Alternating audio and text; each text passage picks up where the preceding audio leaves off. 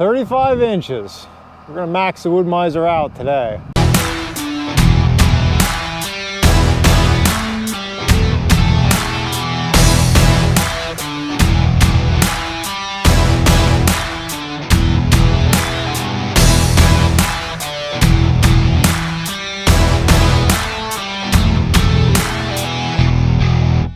Hey guys, welcome back to the channel. So this is kind of a continuation of our last video. If you watched last week, you saw we were logging that giant poplar tree off our property. Well, I have it back to the mill now, and it's stacked up here. Today's the day we're going to saw it. So if you missed last week's video, you should go back and watch that because it's pretty neat. Cut this almost 100-year-old poplar tree down.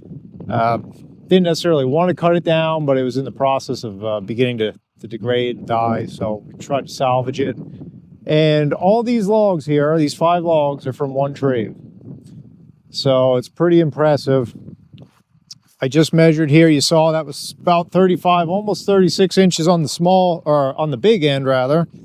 Let's see what the small end gives us here. Of course, this is outside the bark measurement, but 30 on the smallest end. So that's a pretty impressive log, 10-foot long. If you remember, we cut 2 10-footers, 3 8-footers. So now we got to put this beast on the mill and saw it. So the wood miser, at least my LT40 here, is rated for 36 inches. Honestly, I've cut logs up to 41 inches. Sometimes it takes a little whittling with the chainsaw. Now this one is pretty gun barrel straight and it's pretty round. So we'll see. We may have to do a little bit of whittling, but I think we'll be able to get this one done without too much trouble. These big logs always pose challenges. They're hard on everything. They're hard on the equipment. They're hard on me. I do have a helper with me today, so that's going to help a lot moving these big pieces. So this is poplar. This is one of my favorite woods. By volume, I probably sell as much poplar as anything. I sell it a lot as molding. Cabinet makers buy quite a bit of it for the interiors of cabinets. It is excellent for paint grade stuff. It saws like a dream. It dries very nice. It dries very quickly. It's a hardwood, but it's one of the lightest hardwoods. So it's a little bit more durable than something like pine. And it doesn't have the sap problems that a lot of times you'll get with pine, you know, if we're talking about molding or something like that. So it takes paint really nice, and it's just an all-around nice wood. The bonus is the way it grows so quickly, you get a lot of nice select wood off of a log like this, whereas pine you're destined to run into knots, you know, so you just don't get the yield. So this is going to be a really nice wood. These first 2 logs in particular should pretty much be perfect, to be honest with you. Once we get into the upper logs, you know, you can see that's a knot, that's a knot. So they're not going to be as nice. So the big question I have is, what am I going to saw this into? To be honest, I've been thinking about it all weekend. It's Monday, and I still don't know. I'm just going to let the logs kind of speak to me. Fortunately, unfortunately, I have a good supply of poplar right now, so I don't necessarily need these logs. But, you know, as we mentioned in the previous video, I didn't want to see spring come and see this stuff start to stain and lose it. So that's why I salvaged it here at the end of winter. So I'm certainly going to cut some 4-quarter lumber out of it. I have a pretty good amount of 8-quarter. I probably don't need much 8-quarter. I have 5-quarter. So honestly, I'm not sure yet. What I am thinking about doing, I'm thinking about cutting some real thick stuff, 3 and 4 inch material, just because that's something I don't often have on hand. And I do have people ask me for table legs and mantles, stuff like that. So you may see me cut some of that, particularly out of the lower grade stuff. But honestly, we're just going to throw this on the mill, and I'm going to get to whittling this down and just seeing what it looks like. And I'm going to kind of make those decisions on the fly. We just finished sawing some oak and maple this morning, and we're kind of switching around to get ready for this. So he's going to come with the loader and fetch his first log, and we're going to get it set up on the mill. We'll get to work on it. So he actually has to spin that around for me. We want that big butt end towards the head of the mill, because on these big logs, what can happen is, well, let me show you in here.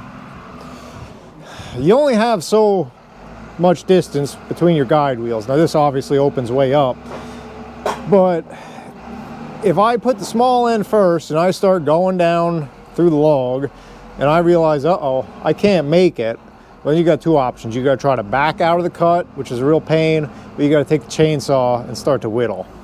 So if we put the big end first, that means if we clear the big end, you'll certainly clear the small end, and it's usually a little bit more efficient, a little bit smoother sailing that way. So here comes the monster, and rather than use the loading arms, he's just going to drop this right on the mill.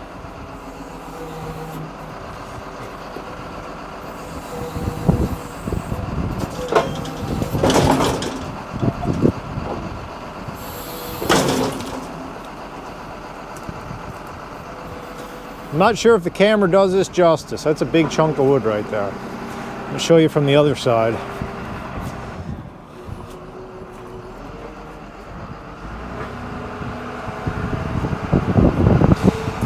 I'm going to set you guys up, and we're going to start sawing this. Logs like this take a long time to saw, just till you break them down. I'm probably going to have to turn it a bunch of times just to get it down to a manageable block that I can saw through. Because even though I can saw 36-inch logs, I can only cut 26 inches wide in one pass, which means you have to kind of whittle it till you get it to about a 24-inch block is what I usually shoot for. So let me get you set up and we'll start sawing. All right, so here we go. The one thing I have to do, I have to tilt my muffler down. I can't put the saw head all the way up. The way my building's set up here, I end up hitting the rafters. So I always have to unbolt it and just tip it down so I can clear. I know it's a little bit of a redneck rig, but it works. When I have to pull the top of the air cleaner off, that's when you know you have a really big log.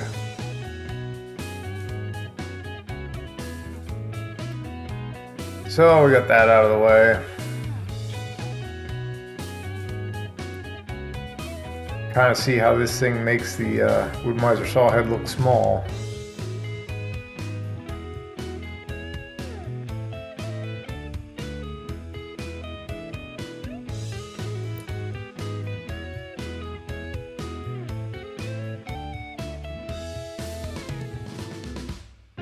Ready to saw.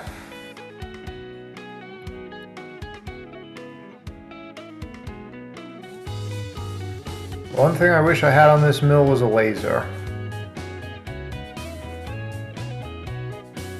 You're going to see why in a second. I just raised up the back end of the log with the toe board.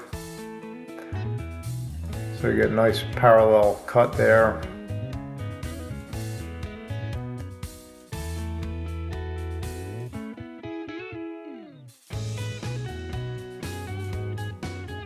And I didn't have my eyeball calibrated correctly, and I was too high going into the cut.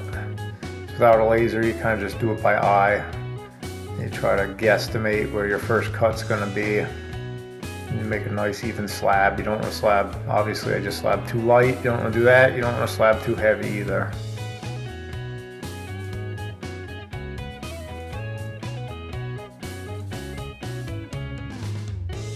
So now the second time's a charm. That's a pretty good size opening slab.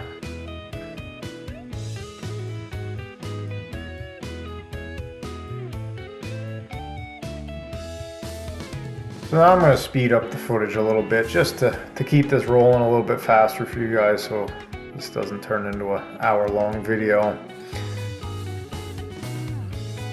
So this will be our first actual board coming off here. All these outside jacket boards, I'm just making 1 inch for simplicity.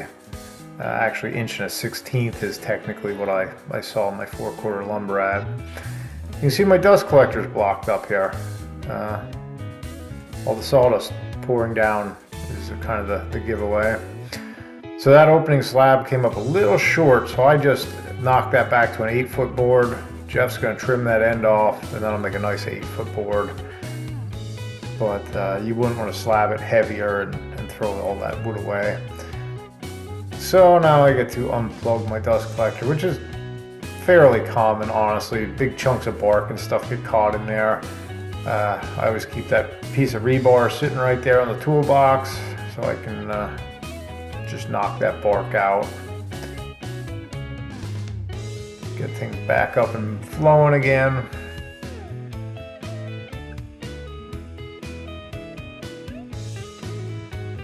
And we're ready to saw.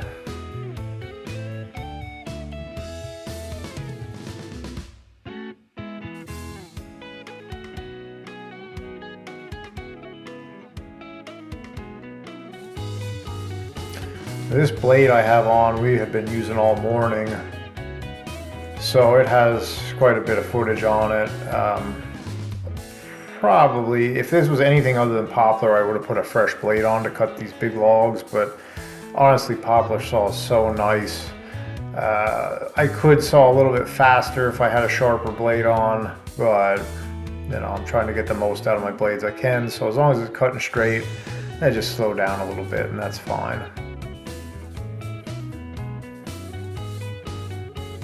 I thought we were going to make it without whittling on this one, but there's one kind of what I call hips in the last video, where it swelled at the roots there like a flare. I had to trim that off a little bit just to clear it, so that was no big deal.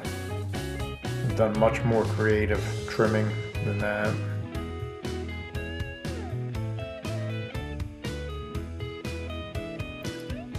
Problem solved.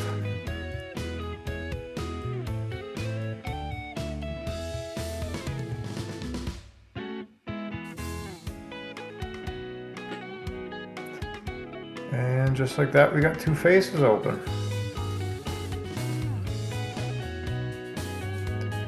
Now, here's where I goofed up. You just saw me measure there. I forgot to lower my taper on the end, which meant my cant was kind of smaller on one end than the other. So the only way to really fix that is I had to drop it down and I had to cut a wedge to get back to square. It was a goof. It happens sometimes. I just wasn't paying attention enough, and I should have dropped that down before I made my opening cut. So I did end up throwing away probably basically a board there. Wasn't happy about it, but hey, these things happen. Now we're getting there. It's always a good sign when you get to this third face. That means you stood it up and you can saw it down. That means you got it whittled down to between your guides. So you're pretty much home free at this point. So I'm just squaring this up, taking off beautiful 4/4 boards. They're going back to the edger.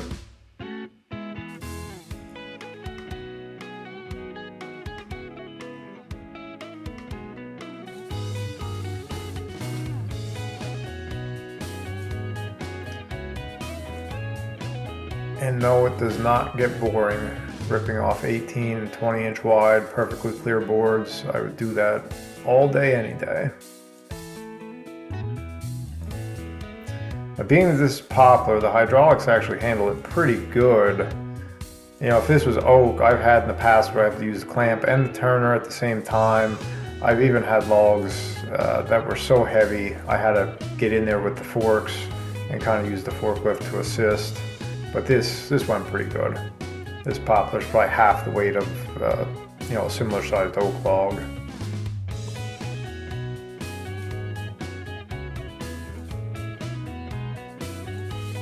So about at this point, I got it squared up to a big block, and I mean, this is at this point bigger than 90% of what I saw on a regular basis squared up like this. It's pretty neat. I mean, you can see that brown hardwood there is probably bigger than most logs I saw.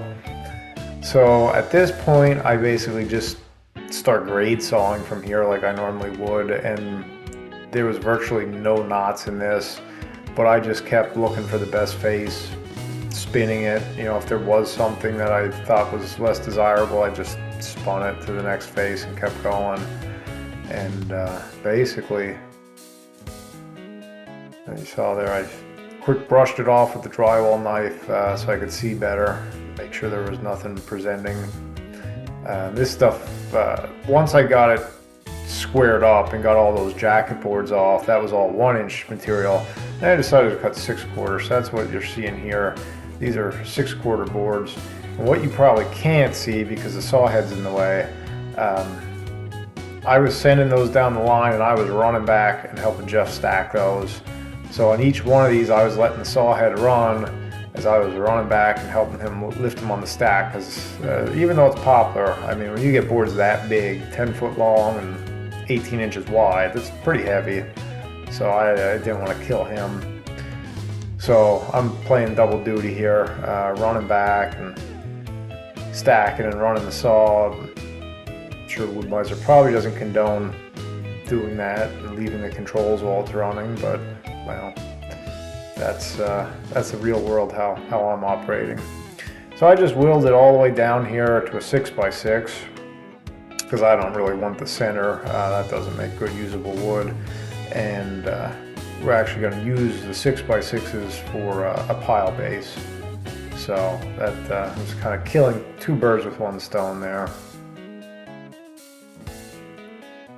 And that's about it. That's the first log. So one log down, it is lunchtime, and we are happy for that. I don't know if you can hear those geese in the background. I'm sure you probably can't see them up there. They're headed north. Spring's coming. It's about time. We got 398 board feet out of that log. Mostly 6/4. I made a last minute decision to cut some 6/4 because it's one thing I don't have in Poplar. And it's not something I sell commonly, but you know, I figured, well, now's a good time to stock up on it, and some beautiful 6/4 at that. I mean, there's 18-inch wide boards there, and this is the side lumber. There's 112 feet of side lumber here. There again, 18-inch boards, a lot of real wide stuff, really nice.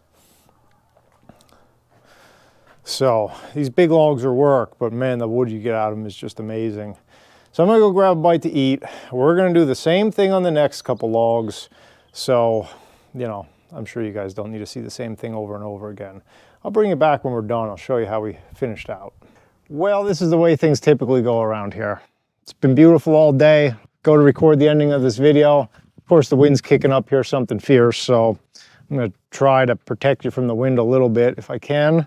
So excuse that if it gets a little wind background noise. Cut a whole mix of stuff here. It turned out to be a pretty good lot, about 1,400 board feet out of that one tree, which is very impressive.